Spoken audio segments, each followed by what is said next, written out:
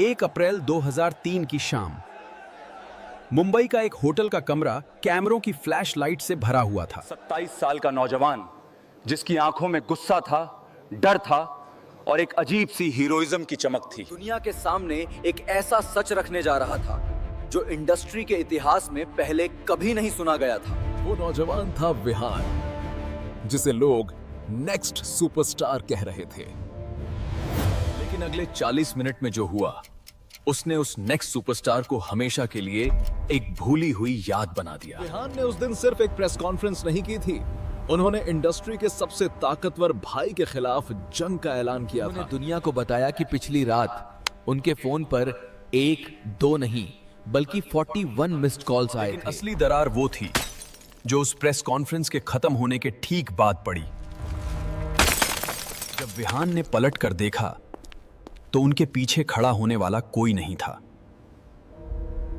यहां तक कि वो भी नहीं जिसके सम्मान के लिए उन्होंने अपना करियर दांव पर लगा दिया था। आज हम उस रात की रिकॉर्डिंग को फिर से प्ले करेंगे। साल 2002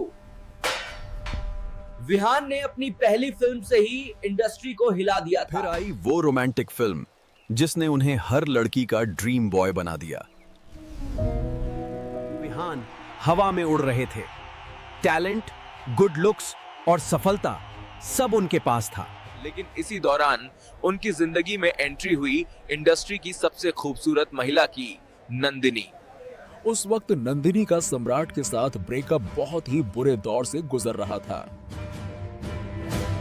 और विहान वो नया शिकारी था जो अनजाने में शेर की मांद में घुस गया था। नंदिनी और विहान की नजदीकियों की खबरें जब सम्राट तक पहुंची तो वो ज्वालामुखी फट पड़ा। को लगा कि वो एक रक्षक हैं जो अपनी राजकुमारी को बचाने आए हैं।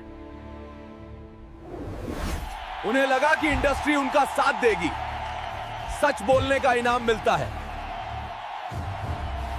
लेकिन विहान भूल गए थे कि ये जगह भावनाओं से नहीं, पावर से चलती है। और उस वक्त पावर का दूसरा नाम सम्राट था। अंडरवर्ल्ड का साया भी मंडरा रहा था। दोस्तों, ये कहानी एक पावर प्ले का क्लासिक उदाहरण है।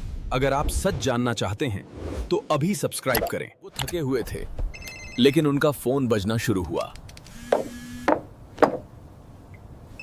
स्क्रीन पर नाम था सम्राट।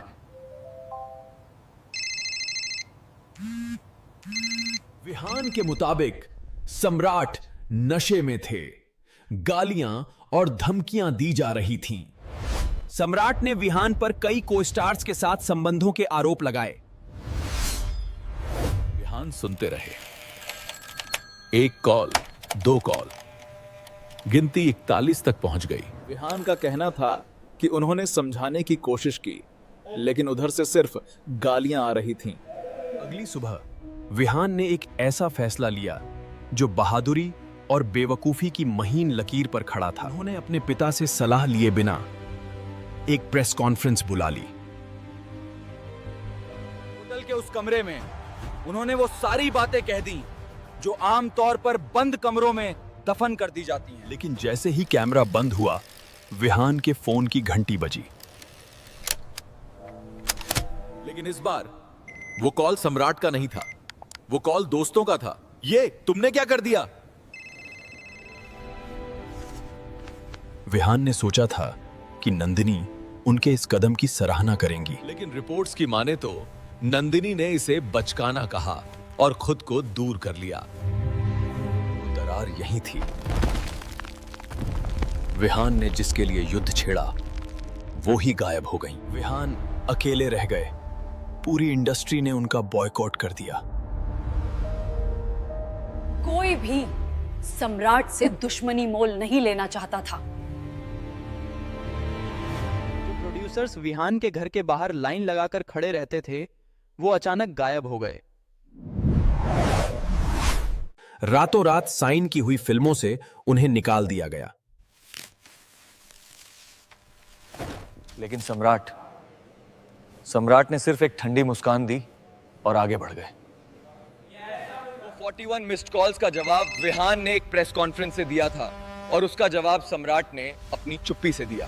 विहान का करियर जो आसमान छूने वाला था, वो एक लंबी दर्दनाक गिरावट का शिकार हो गया। कुछ फिल्मों में उनकी चमक दिखी जरूर, लेकिन वो नेक्स्ट सुपरस्टार वाला सपना उसी दिन दम तोड़ चुका था। हमारा चैनल किसी को पूरी तरह दोषी नहीं ठहराता। ये मामला ईगो और मैच्योरिटी का था। सम्राट का धमकाना गलत था, लेकिन विहान का उसे तमाशा बनाना एक रणनीतिक आत्महत्या थी। बॉलीवुड एक परिवार की तरह काम करता है, जहां गद्दारी यानी घर की बात बाहर ले जाना बर्दाश्त नहीं की जाती। विहान उस वक्त युवा थे, प्यार में थे और शायद थोड़े अहंकारी भी थे। उन्होंने सिस्टम से लड़ने की कोशिश की, बिना ये जाने कि सिस्टम कितना क्रूर हो सकता है। सोचिए, अगर उस दिन वो कॉन्फ्रेंस ना होती तो क्या होता? शायद वो और नंदिनी साथ होते। शायद वो आज इंडस्ट्री के टॉप 3 एक्टर्स में होते। अगर और काश विहान को आज भी कचोटते होंगे। आज जब हम विहान को देखते हैं तो एक ऐसे इंसान की छवि दिखती है जिसने बहुत बड़ी कीमत चुकाई है। वो 41 मिस्ड कॉल्स अब इतिहास है। लेकिन उस कॉन्फ्रेंस की गूंज आज भी सुनाई देती है, जब भी कोई नया एक्टर किसी बड़े स्टार से पंगा लेने की सोचता है। ये कहानी एक सबक है कि कभी कभी चुप रहना बोलने से ज्यादा बड़ी ताकत होती है। विहान ने सच बोला, लेकिन गलत जगह और गलत तरीके से। और इंडस्ट्री ने सिखा दिया कि यहाँ हीरो वो नहीं जो सच बोले, हीरो वो है जो अंत में खड़ा रहे। कुछ कहानियां कभी उजागर नहीं होती, वो बस एक अफसोस बनकर रह जाती हैं। लेकिन आप इस कहानी से सीख सकते हैं कि जज्बात में लिए गए फैसले अक्सर नासूर बन जाते हैं। आपका राज़दार अगली अनकही कहानी के साथ फिर मिलूंगा। धन्यवाद।